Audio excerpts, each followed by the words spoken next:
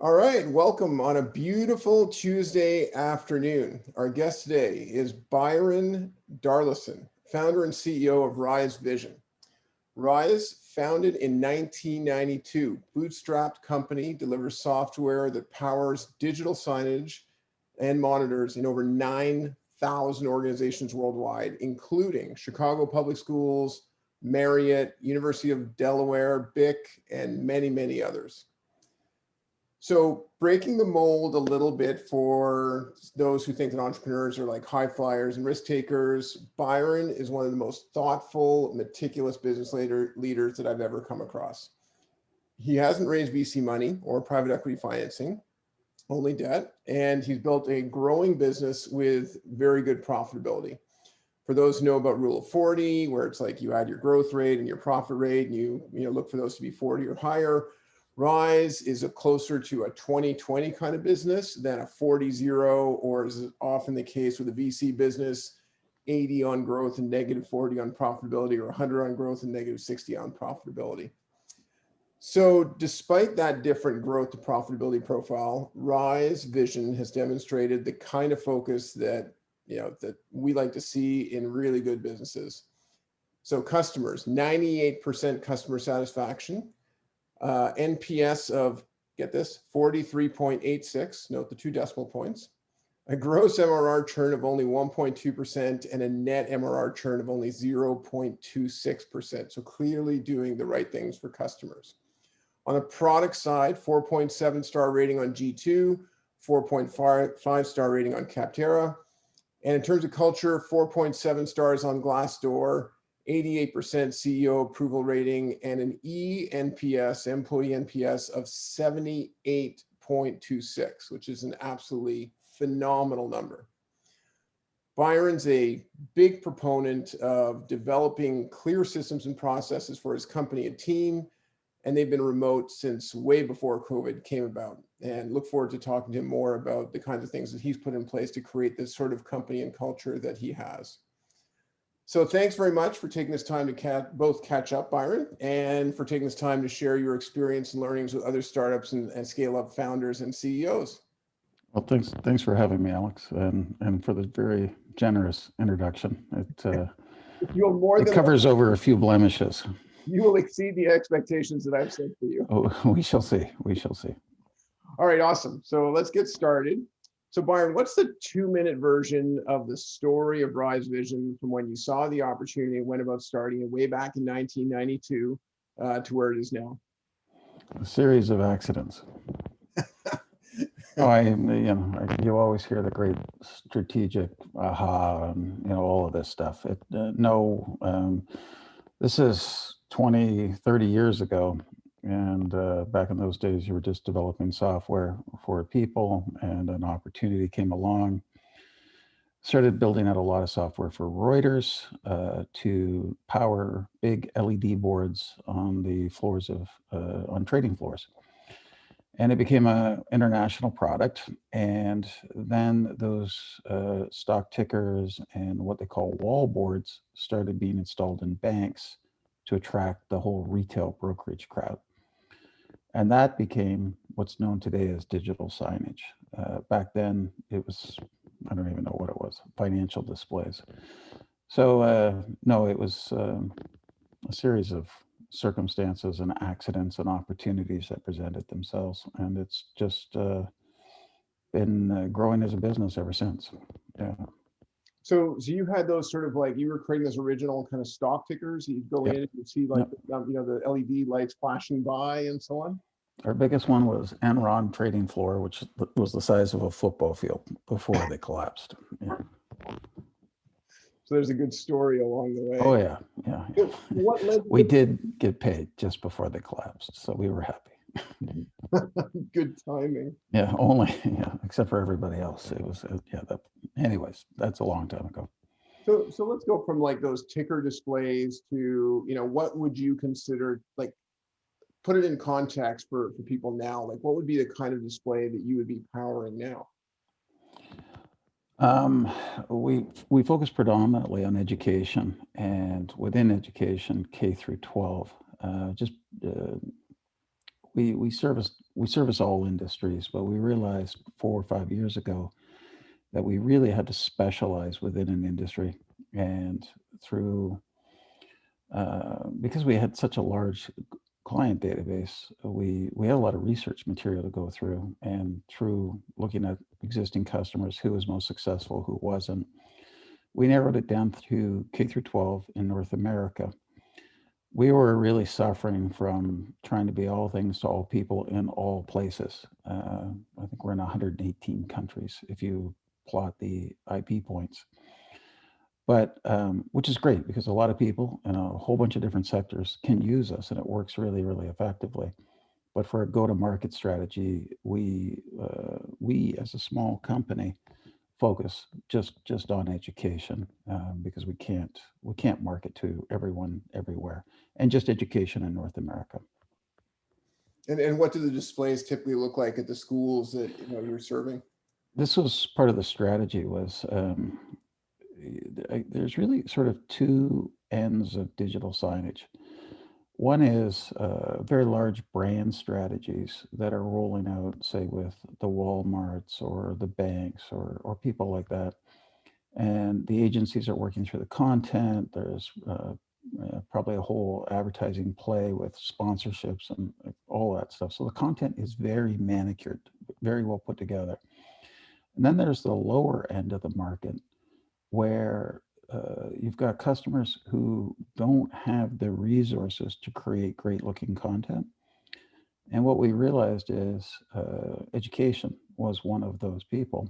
And if you could deliver to them great looking content every week that helped them communicate with their students, their parents, their communities, you had an amazing value add to them. Because if it was left to them to create the content, they would do it once. They don't have the skill set, or at least most don't. There are some that are the exception. It wouldn't look so good. And because it took a lot of effort, it would stay that way for as long as the display stayed up. And if you're going to make the investment in displays, you want them to be noticed. You want them to communicate a message. You want them to invoke change. And that means they have to be really eye catching, and they have to change often. If they don't change often, they just turn into wallpaper. So our whole strategy is to deliver to K through 12 content that motivates students, addresses current concerns, different campaigns, Women's History Month, Black History Month, anti-bullying campaigns, plus all of the regular information to recognize students, teachers, and all of the support staff. So it's that's typically where we focus, but we also, like I said, serve another 100 different industries, and a lot of that is user-generated content that they're driving down to their displays. Got it. And you're a software as a service, so you give them access to an interface, they put in the content, they connect it to what, a monitor, and Yeah, then it displays up to the monitor? exactly, exactly. Great. So, So it's just a way of publishing content to many different locations all at the same time and making sure it gets delivered. so basically, if a parent goes into high school and they see a large monitor there and there's some content up there, there's a pretty good chance that that's actually being powered by Rise Vision. Well, I like to think so. All right, great. So awesome overview on product and what the company does. So let's dig a little bit in on culture. How do you define culture? Um, a series of accidents again. I'm sure it's more intentional than that. No, no, it's not. And I'm not sure that you can, I don't think you can orchestrate culture, so to speak. How I would define culture, being really clear on where you're going, what the expectations are, and what won't be compromised, the values along the way. And uh, one of the spiels I give about values in the company is they're aspirational, and we will fail at them, but it's everybody's responsibility to hold us to account. So I think the biggest driver of culture is aspiring to something, and when you screw up, being held to account for it, no matter who you are in the company. Hmm. And I think that creates culture that sticks. So I heard a few different things in that response. I heard like a direction, so where you want to be headed.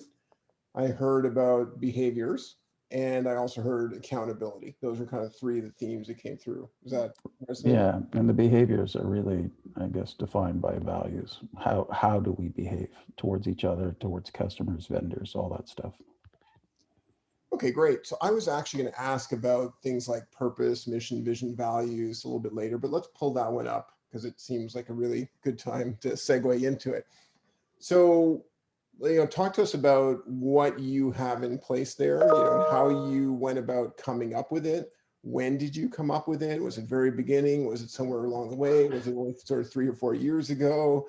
And then, how do you instill it, across the team? Okay, so we're a very organic company, and I don't know, probably the average tenure is 10 years. Some people are 25 years. If you join the company and you stay beyond a year, you typically are still here. So, in terms of defining our purpose or values, sort of hairy, audacious goals, things like that, we, for years and years, just didn't do it. We didn't really even know what it was. Um, but because we had worked together for so long, we had a culture of um, really nobody, and this is like true confessions, nobody being accountable, but everybody helping each other. So it was constantly a game of like pickup. It's like this problem dropped, oh, I've got it, and being very, very good at working together to firefight, and not point fingers, not kill each other, be respectful of each other, all of that stuff. But it became clear that only goes so far, and that's when I started looking around for methodologies or operating systems, if you will, like just different ways of like running a company. And I found, um, well, the true story is I went to a founders conference and had a whole bunch of questions, and there was a very successful guy there who shall remain nameless. And every time I brought something up, he basically yelled at me in a very thick Boston accent, read Scaling Up, read Traction, similar book, read The E-Myth Revisited, read Top Grading. And after a day listening to this over and over answer, I was just really fed up with this guy.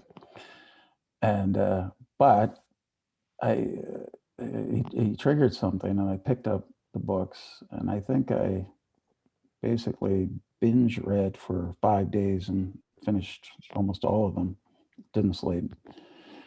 And I realized he was right that there is an operating system that you can adopt that will help clear everything up. And I tried to do it on my own for 6 months with Scaling Up. And then I brought in a coach who was fantastic. And he really started to make it clear that you're ambiguous. You work and you all help each other out, but nobody can clearly define what it is that's the glue that brings it all together. And so it was through working with him that we really started to think about what are our values, what is our purpose.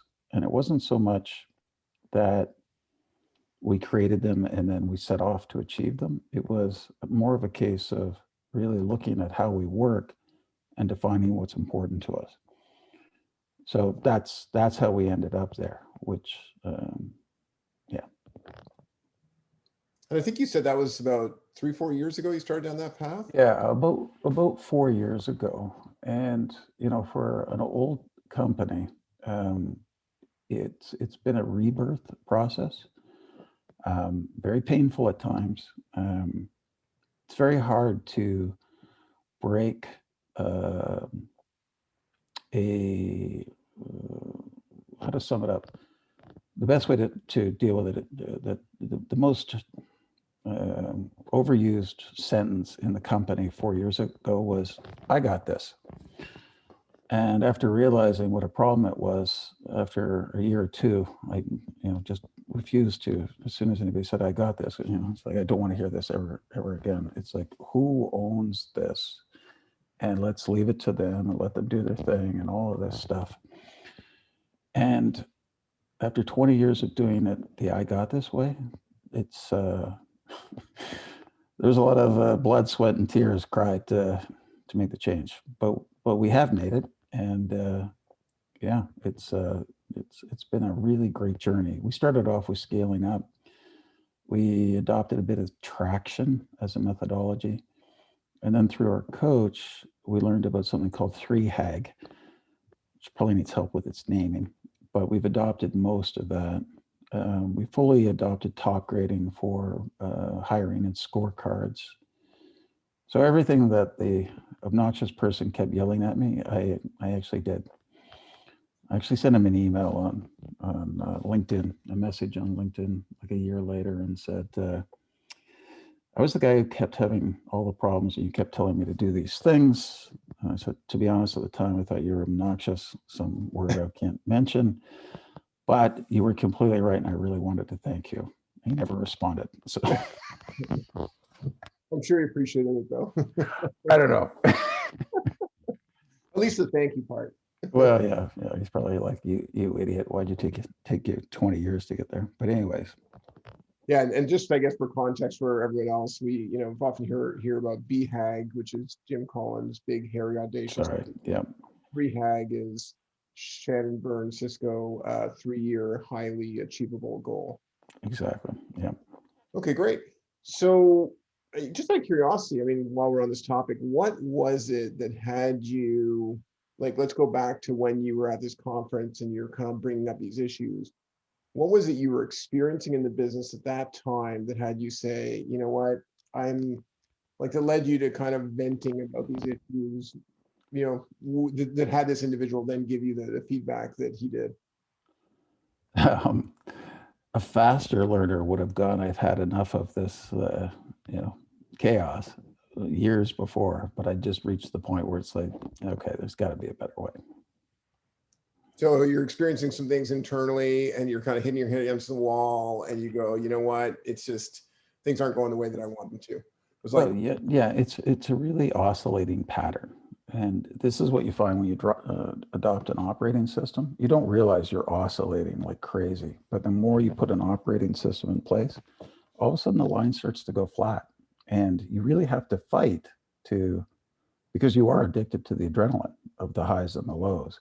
And when it becomes a just steady march, Jim Collins' 20-mile march, there's nothing exciting. You're just setting off every day to do the same thing over and over again. right. So it was the exhaustion of the oscillations and just, and having a culture of learning. So digging into how other people were doing things, all of this stuff, and comparing the two and going, these two aren't the same. Right? We're doing something wrong. Okay, good. So a little bit of kind of like the internal experience and then also looking externally at other companies and realizing, you know what, we don't feel like we're as together, sort of We're flat. We were flat. We weren't able to sustainably grow. We would make good progress, have a fantastic year, and then have a terrible year, and then a fantastic year. And, so it was just, got it. It was going up, but it was 3 steps forward, 2 back. Yeah.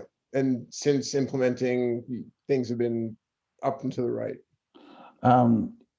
Well, I wrote a story for somebody who joined us. It's like a classic novel. The antagonist has to solve these problems and do all of these things. And then right when everything looks so rosy, disaster strikes. So for us, that was COVID. We were just screaming up a curve and everything was going super well. And then like everybody else in the world, COVID hit. But the great thing is we overreacted to COVID, if anything, but we've come through it completely fine and still managed to hit our targets, not our growth targets, but all of our profitability targets, all of that. So I would put forward that if we hadn't done this, we would be in far better shape because of the pandemic, far worse shape because of the pandemic. Right. Okay, good. So you really strengthened the, the sort of core of the company through that. Well, and just all of our forward indicators and reporting, we could guess what was happening, adjust and proactively adjust instead of just constantly reacting.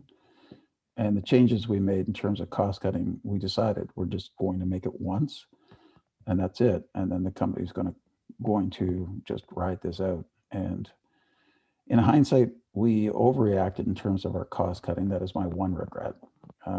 We didn't have to cut as deeply as we did, uh, but we came through it in a stronger position thanks to a lot of the methodologies that our coach helped us adopt. Right. And I mean, hindsight being 2020, unfortunately, is probably in a better position for the company that you overreacted than underreacted. And we didn't want to go to the company twice. I think that's a huge mistake in businesses where there's just a constant, cutting. It just kills everybody. But if you can have a terrible conversation once and put it behind you, everyone that's left standing can breathe a little easier and yeah. Focus on the task at hand. Yeah. Okay. So, I mean, you brought up COVID. One thing I've always thought was interesting about your company is that you were fully remote long before COVID, forced everyone to adopt that sort of model. So when did you start going remote, and what led you to that model, and what do you think have been some of the pros and cons of that model for Rise over the years? Um, Let me guess, you're like an accident, right? Totally. But it was interesting. I was reading an article by who's the WordPress guy, Matt. Oh, Mullenweg, something like. Anyways, and the interviewer asked him just that question, and he said, "I really don't like the word remote. We're a distributed company. Remote implies that you're removed, and nobody's removed." And it's a really good point. Like years ago, so we decided to support going remote because I didn't like going to the office.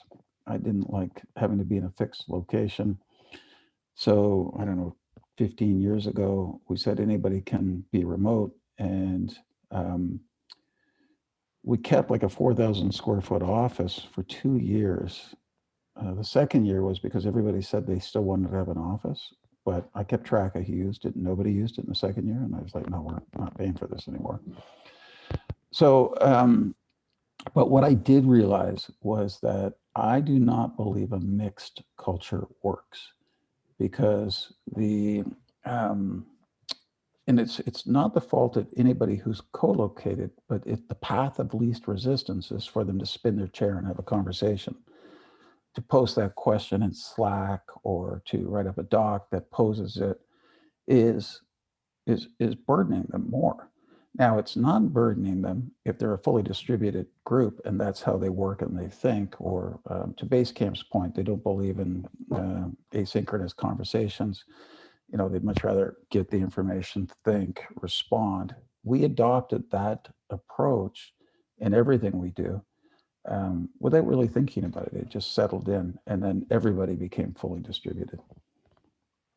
We have co-location space where, prior to the pandemic, we do a lot of our testing in these locations, and we have all the displays set up, but we have, basically limited meeting room. But because we're already there, when we come together for quarterly gatherings, we can take over all of the space, pay for our usage, and then contract again.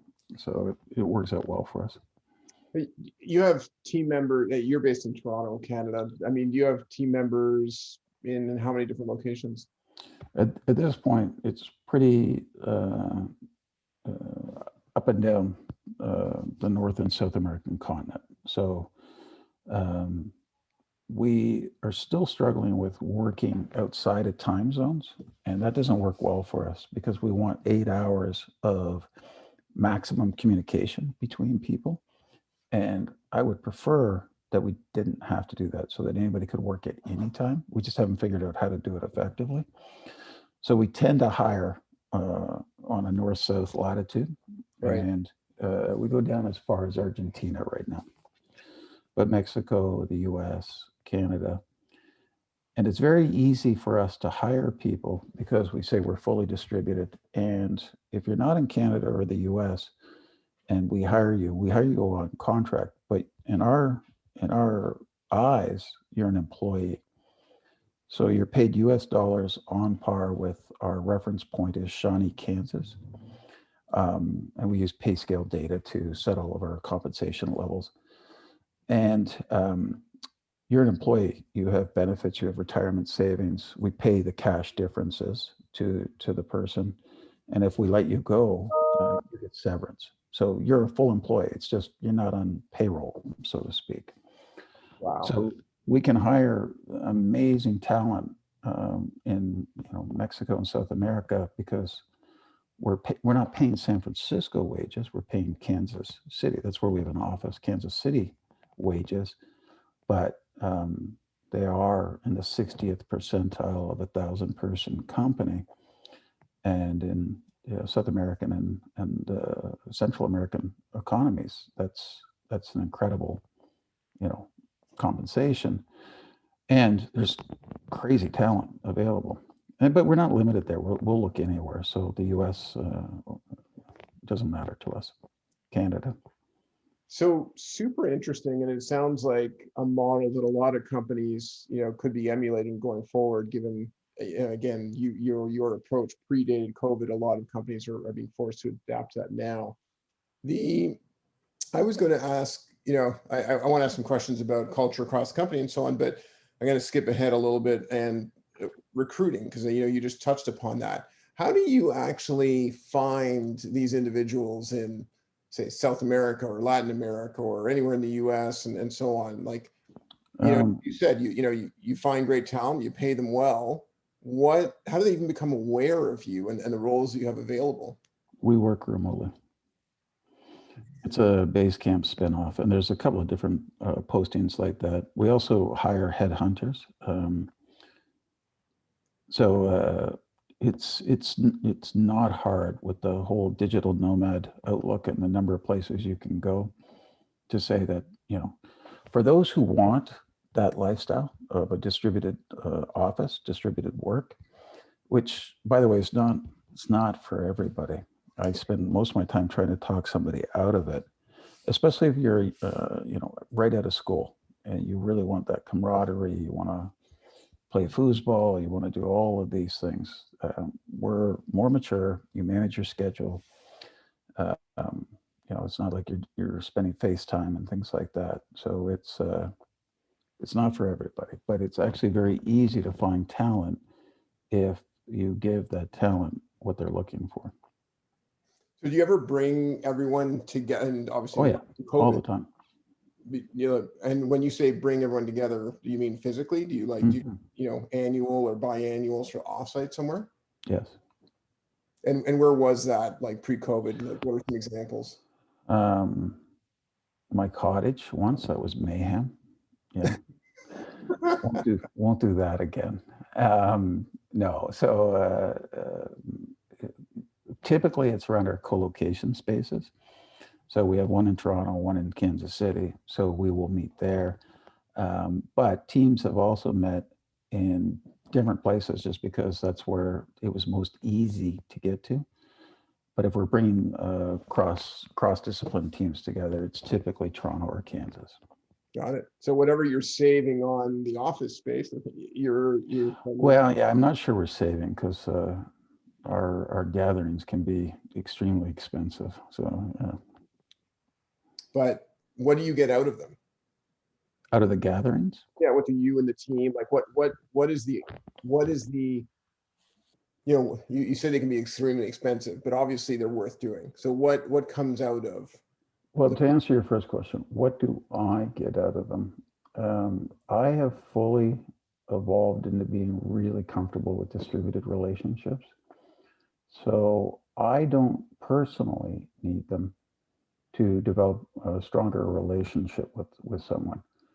I am very comfortable, but I've been at this for years. Like we hire, and it may be a year before we meet somebody. Like we don't have a second thought about that. But I think for people who are new to the company, younger, the coming together and just learning more about their colleagues creates a greater bond. Right. But I don't need to see them. And it's not that I don't want to see them. It's just I don't feel it's needed to manage the company. It's needed from a point of view of building ties and rapport between people, but it's not that I need to meet them to know if I trust them to take on some great, you know what I mean, right? Yeah. Yeah. Okay. So, you find these great people. How do you hire them remotely? Like, how do you assess that they're going to be a good fit? You talked about, more mature, we're looking for this kind of person and so on. How do you assess performance and how do you assess cultural fit when you're doing your hiring fully remotely? We use a process called top grading, which is a bit grueling. And there's, I don't know, 3 or 4 people in the company that are certified in it now. And the recruiters we use are a top grading agency, so they use it. So we will put someone through top grading to make sure that we like their history. And depending on what the role is, we will pay them to do a project typically. Hmm. So here's something we would like you to do, and we'll pay you X, and we collect 3 or 4 examples, and we would use that plus the top grading. Interesting. So it's kind of like a mix between consulting and a probation period. And, I know like using sort of job boards, gig workers, I've often kind of like fanned out a job to sort of 10 people and see which ones, sort of like get done what I want done for that first milestone, then the second milestone and so on. So it sounds like you're using sort of like an approach like that with the people. You identify people, you speak with them, you feel like they might be a fit, but then you actually test them out. Yeah. I do know the approach with like job boards where it's like, I'm going to give it to 3 people and see it through to completion. For us, the project is typically a throwaway. It's just something that can be completed in a short period of time that would show us, what what your approach is, what you're capable of, like that type of thing. Got it. So that will give you a good indication as to how, the performance and do they have sort of what you're expecting in terms of delivery. But what about the personality and culture side of things? The top grading interviews are grueling. Um, Got it. One can be 4 hours in length, and you're looking for all of the competency comparisons, value comparisons, all of these things through the questions and the history of, yeah. And you clearly feel like the combination of those two, the top grading is effective for you. I don't clearly think it gives us like, oh, it's guaranteed to work every time, but it's the best thing I've ever seen. Right. And you've evolved to that approach. Yeah. Got it. Okay. So what about, you bring people on, what does onboarding look like for you? People are remote. Correct me if I'm wrong. I don't think you're hiring in sort of like droves every week. No, we hire rarely. Yeah. Right, more personalized sort of onboarding process. What does that look like? And we just got a whole onboarding checklist that was started, I don't know, a couple of years ago. And everybody goes through it. Everybody learns the product. Everybody works in support. Everybody meets every person in the company. They get trained on our products. They get trained on all the stuff they're working on. It's usually takes about a month to move somebody through that. And yeah. So essentially, it sounds a little bit like eMyth, like a checklist of like, hey, here's a bunch of. Oh yeah, it's a checklist. Checklist manifesto met eMyth. Yes. Yeah. Okay, great. And who's involved in that? Everybody really. Like I have a portion that I have to give in terms of just, how the company works, the values, all of this kind of stuff. So it really depends on, our CFO will meet with them, talk to them about how we present our financials, how our compensation works, profit sharing, expenses, all that kind of stuff. So everybody gets involved typically. Right. A lot of different people in the team, conveying sort of so that the person really has a good, well-rounded view of how the company Exactly. operates. If anything, it's like drinking from a fire hose. So I'm thinking less might be more. So, but so far it's a fire hose. Got it. Okay. So what about diversity? I mean, it sounds like you're hiring sort of across, North America and South America. So you kind of have some diversity built into that. But like, how do you think about that? Well, yeah. To be absolutely honest, we haven't. We've just been together for so long. So it's only been the last, I don't know, 3, 4 years where we realized like we need to hire women. We are really short on women, and particularly, uh, women of color and all of that. So we put a strong preference in our hiring to hire women. So the last 3 hires were women. We're making a dent, but it's small. We Right. need to do more. So I mean, it sounds like essentially, I mean, if anything, you're demonstrating that the publicity being put into diversity is actually effective and it's working. Uh, Like in a sense I of would I influence would behavior. grade us a low D in performance with it. So Well, yeah, as it stands now, but the fact is you actually change your behaviors as a result. yes, yes.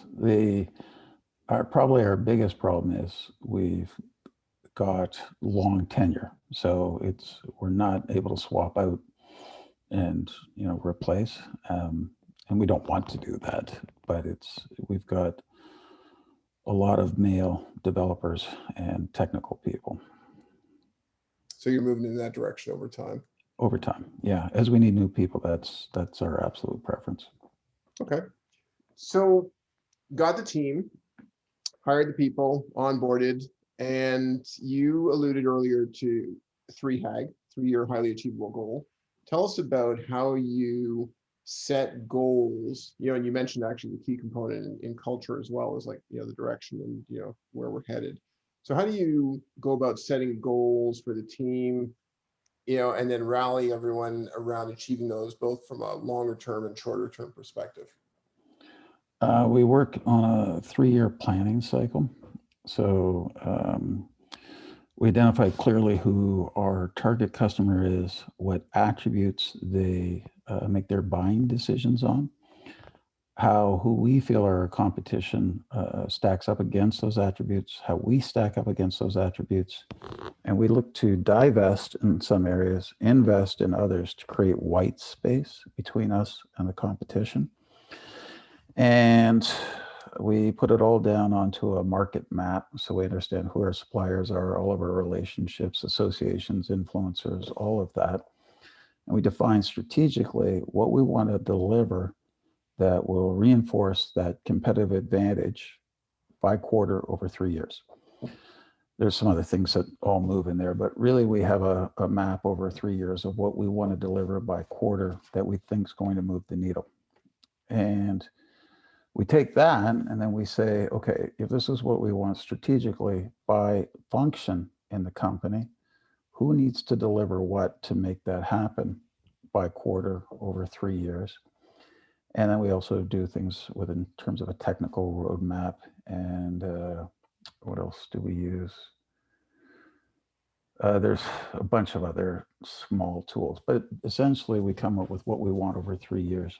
And then we use a financial model called a 36-month rolling forecast, which basically just says this is what we're going to achieve over 36 months.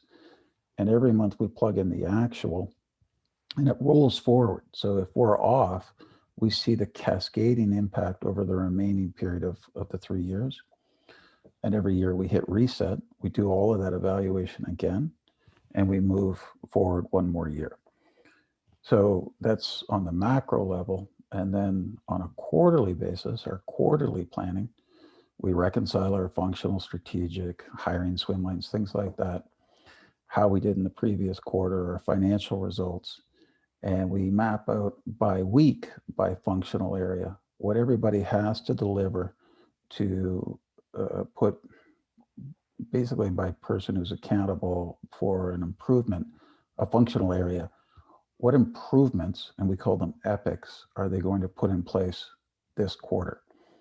And they're measured out on a 13-week cycle and tracked by burn downs, which is like a software development burn down, but we can actually see where when we're off track or when we are.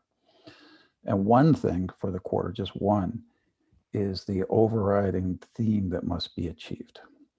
And we track that very closely and we share it weekly.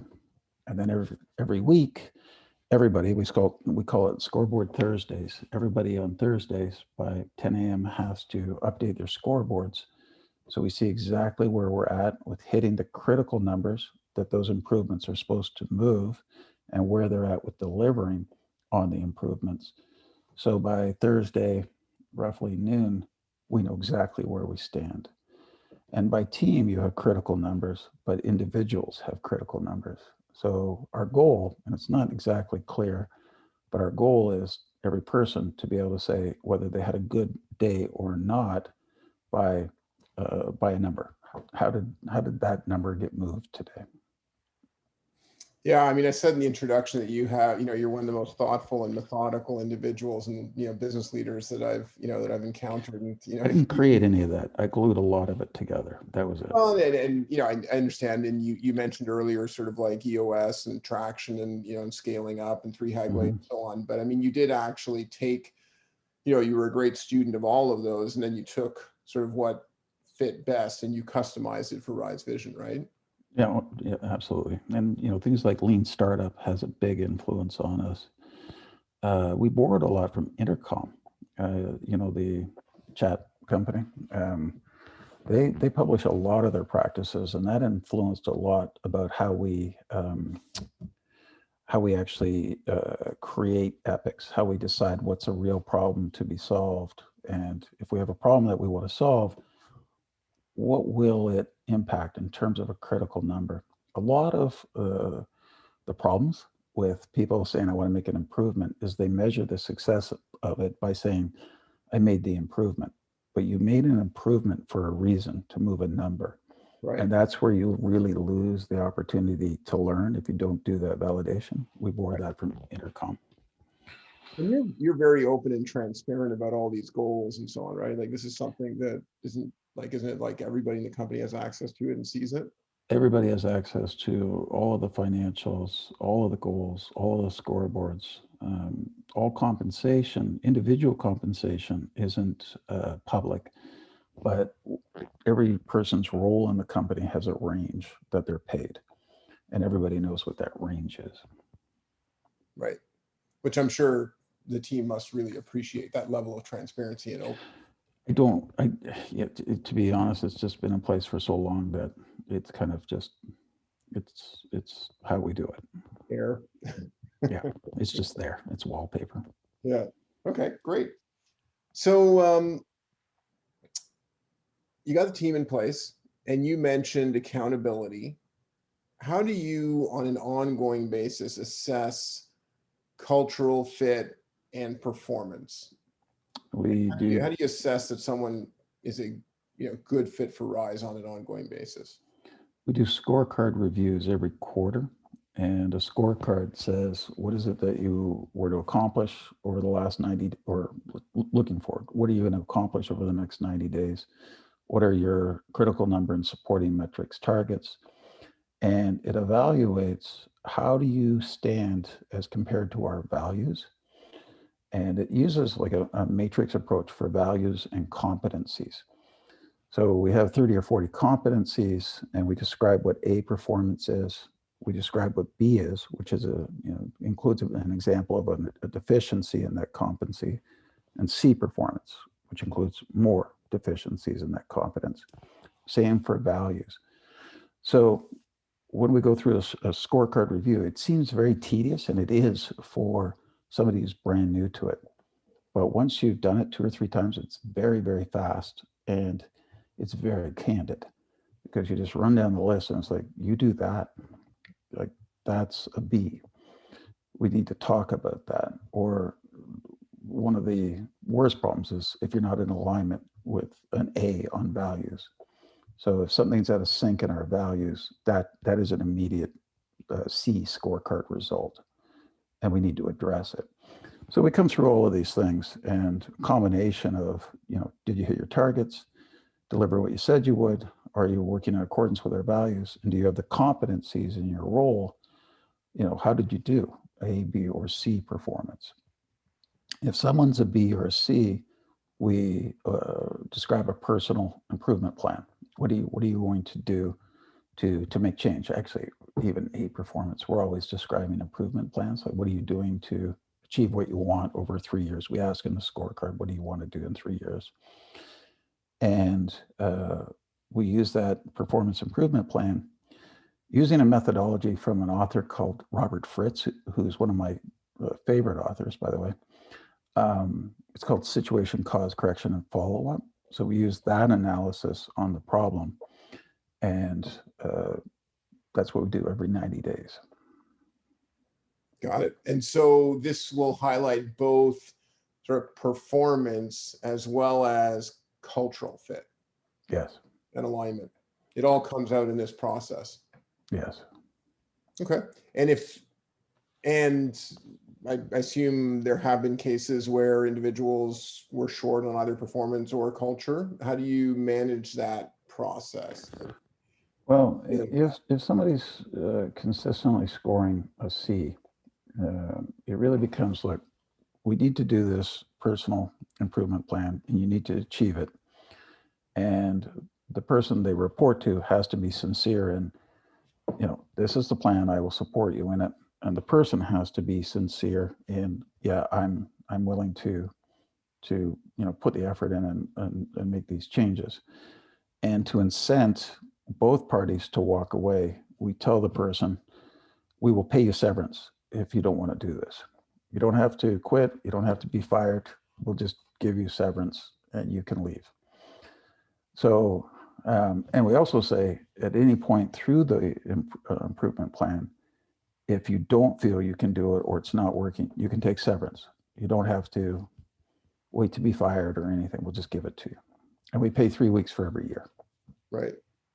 And I guess it's like clear, transparent, open about the process. We try to be as clear and as candid as we,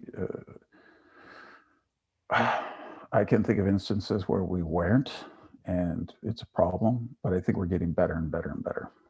And so ultimately you're leaving it to the employee to say, yes, I'm committed. I want to do this, or, you know what, I don't think I can get there, or I don't want to get there. Exactly. Right. Yeah. Very, very cool. I think a lot of companies can learn from that process. We stole that from Zappos. So their whole, we'll pay you to leave. Yeah. I know exactly what you mean. Delivering happiness. Yeah. And I think they do it actually quite early on. I think, you sort of, they're in the onboarding. I think they say exactly. Like, if you want to leave now, we'll pay you a couple $1,000s or whatever it is. Yep. Yeah. Didn't invent anything. We just glued it together. Yeah. Well, a lot of pieces, a lot of, good thinking from a lot of different places. So what, if you look back on your experience, you obviously have like a ton of experience. The company's been around for almost 30 years now, which is just phenomenal. So, if you look back on your experience, are there any times that really kind of stick out to you, where, you saw really great connection between growth and culture, or, big disconnects for that matter? I think you mentioned one, around the oscillation and the flatlining and so on. Are there times when you feel like the culture that you've built, which is clearly very strong, based upon sort of, ENPS score, people are really enjoying working there. You don't get that unless, people feel like the culture is strong. Are there any times where you feel like it's really taken you through some hard times? COVID might be an example, or conversely, where it wasn't where you wanted it to be? I laugh because how long have we got? No, many, many times. And in hindsight, looking back, just due to lack of experience, education, poor leadership. Yeah, I mean, we've historically in the 30-year history been in the shitter, I don't know, a dozen times. What I can say though is since our awakening with adopting an operating system, and it is almost an awakening because we number quarters from the day we adopted. So, we're going into Q12. We didn't do this for the first year. So this is Q12 plus 1 year. So it's just our way of remembering to the day that we fully adopted the whole methodology. It took us a year to get to that point where we had used it and we put it into a rotating practice. But anyways, there's been a whole bunch of near disasters, all just stupidity on my part. And the only reason we're around is just tenacity and stubbornness. Like a lot of startups. Yeah. Well, I read a quote that the number one characteristic of an entrepreneur who's been reasonably successful has nothing to do with genius or intellect. It's just stubborn. So, So I'm sure, and I mean, you're incredibly sort of, candid and you're self-effacing, and I'm sure the team appreciates how honest you are about your own shortcomings, and it gives them the freedom and space to be more open about theirs as well. It's interesting you say that. We've lost 2 people over the years who couldn't take the honesty in terms of, situations and describing it for what it actually is and the problem and how severe it could be. They felt it was too scary, too doomsdayish, which I find very funny because in a large company, you won't know what's going on until the last possible minute. Yep. With us, all the gory details, and we hope it empowers you to make good decisions during the day to help the situation. Yeah, and, for everybody. It's not for everybody. Yeah, I mean, Ray Dalio, just wrote a book, Principles, and he talks about, the incredible sort of like candor and honesty that they have and openness that they have at the firm, and how it isn't for everyone. And yep. you need to kind of self-select in or out for that matter. I would agree with that. Okay, so this has been awesome. Byron, thank you very much. Last sort of question, what do you see as the next major milestones for Rise Vision? What's the next major milestones for Rise Vision that I want to talk about? Come on, open, transparent. Yeah. Well, we've been doing fairly well, and so I'm looking for ways to go further faster. Yeah. So just how do we add capacity and opportunity in leveraged ways? Yeah. Well, good. That's we'll leave it with a little bit of mystique there, So, Byron, appreciate thank you very much. It's been a wonderful conversation. Always enjoy speaking with you, and I am sure that there are a ton of entrepreneurs who are going to learn a lot from your approach to business. And there's a number of different sort of books and so on that you've referenced. In fact, actually, I think that's like scaling up there on the bottom. I didn't do that intentionally, but I'll look forward to capturing those in the sort of like the article and blog sort of recap for others to be able to link to. So thanks again very much. Sound great. Thanks, Alex. Appreciate it. Have a great day. Bye-bye. Cheers.